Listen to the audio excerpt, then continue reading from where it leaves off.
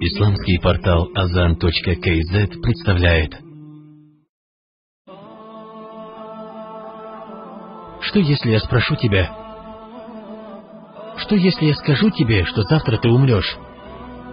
Завтра ты умрешь, и ты уверен в этом.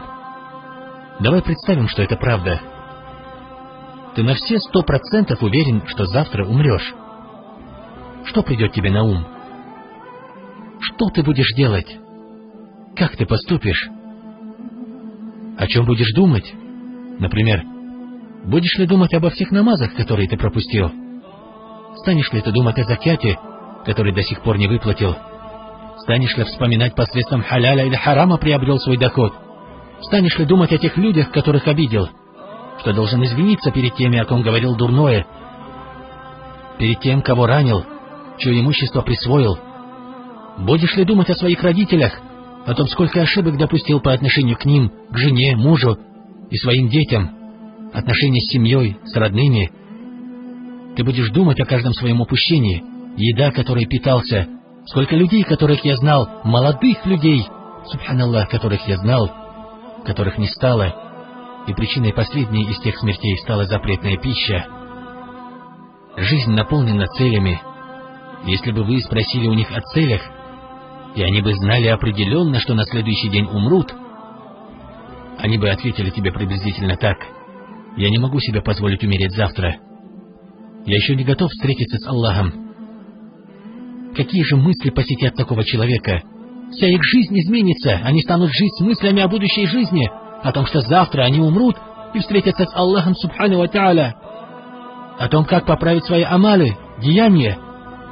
И в одночасье все, что имело для них значение, все, что их волновало в этой мирской жизни, к примеру, кто-то обижал их, кто-то оскорблял их, огорчал их, внезапно все это теряет всякое значение. Кого это волнует? Сейчас я остаюсь наедине со своими деяниями, с самим собой, чтобы ответить себе, кого я обидел.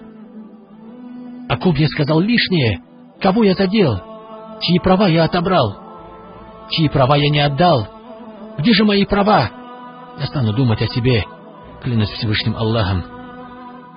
И это именно та вера в будущую жизнь, которая нам нужна. Аллах субхану ва тааля говорит в Коране: «И придет час смертельной агонии, истина, в которой нет сомнения».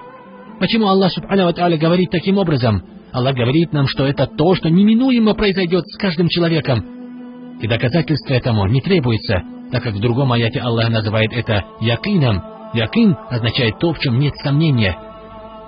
И никто на этом свете не может отрицать, что это якин, то, в чем нет сомнения. Ни атеист, ни мусульманин, ни христианин, ни иудей, ни кто-либо другой не может отрицать, что смерть — это смерть, и она настигнет каждого. Итак, Аллах говорит: «И придет час смертельной агонии, истина, в которой нет сомнения». Человек всегда знает, что смерть настанет, но Аллах напоминает о том, что будет. Итак, она придет. На самом деле, теперь просто представь, что оно случилось. Аллах не беспокоит тебя, говоря о твоей прежней жизни. Он предлагает тебе сейчас призадуматься о смерти. Сейчас. Это то, что сейчас имеет значение. Ты можешь выйти в отпуск, можешь посещать праздники, ты можешь взлететь в воздух, ты можешь делать все, что захочешь. Но в конце концов, каждый из нас, и ты, и я, непременно придем к одному и тому же итогу.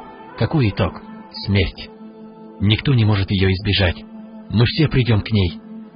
Подобно рекам, которые берут начало в одном и том же месте и заканчиваются в одном и том же месте.